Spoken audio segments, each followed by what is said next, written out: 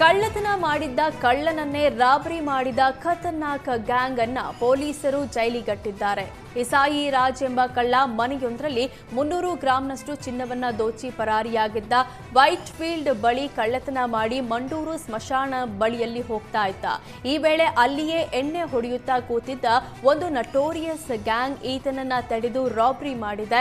ಕೊನೆಗೆ ಈ ಗ್ಯಾಂಗ್ ಬಳಿಯೇ ತಮಿಳುನಾಡಿಗೆ ಹೋಗಬೇಕು ಅಂತ ಮತ್ತೆ 3,000 ಹಣ ಪಡೆದು ಇಸಾಯಿ ರಾಜ್ ಹೋಗಿದ್ದ. ಸದ್ಯ ಪೊಲೀಸರು ಇಸಾಯಿ ರಾಜ್ ಅಲಿಯಾಸ್ ಕುಂಟಾ ಸೇರಿದಂತೆ ಖತರ್ನಾಕ್ ಗ್ಯಾಂಗ್ ಅನ್ನ ಬಂಧಿಸಿ ಜೈಲಿಗಟ್ಟಿದ್ದಾರೆ. ಬಂಧಿತರಿಂದ 70 ಲಕ್ಷ ಮೌಲ್ಯದ 447 ಗ್ರಾಂ ವಜ್ರ ಮತ್ತು ಚಿನ್ನಾಭರಣ ಜೊತೆಗೆ 28,000 ಹಣವನ್ನ ವೈಟ್ ಫೀಲ್ಡ್ ಪೊಲೀಸರು ವಶಕ್ಕೆ ಪಡೆದಿದ್ದಾರೆ.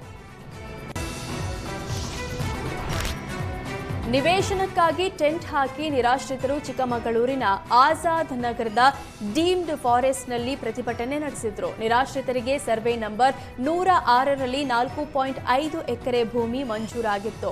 ಆದರೆ ಆ ಜಾಗ ಡೀಮ್ಡ್ ಫಾರೆಸ್ಟ್ ಅಂತ ಅರಣ್ಯ ಇಲಾಖೆ ಮನೆ ಕಟ್ಟಲು ಅವಕಾಶ ಕೊಟ್ಟಿಲ್ಲ.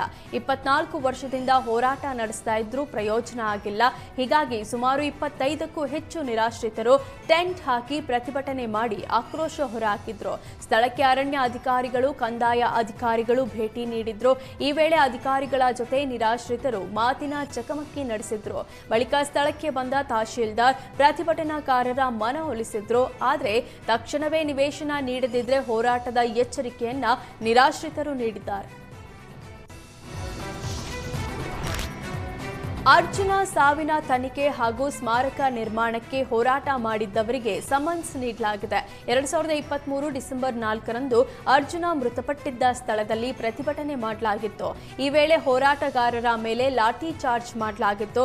ಇದೀಗ ಸಮನ್ಸ್ ಮೂಲಕ ಹೋರಾಟ ಹತ್ತಿಕ್ಕಲು ಹೊರಟಿದ್ದಾರೆಂದು ಆರೋಪಿಸಲಾಗಿದೆ. ಪೊಲೀಸ್ ಇಲಾಖೆ ಕ್ರಮದ ಬಗ್ಗೆ ಹೋರಾಟಗಾರ ಯಡೇಹಳ್ಳಿ ಮಂಜುನಾಥ್ ಆಕ್ರೋಶ ಹೊರಹಾಕಿದ್ದಾರೆ.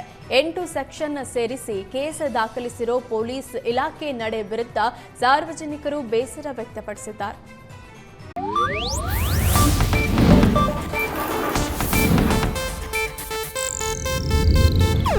ಇದು ಏಷ್ಯಾನೆಟ್ ನ್ಯೂಸ್ ನೆಟ್ವರ್ಕ್ ಪ್ರಸ್ತುತಿ.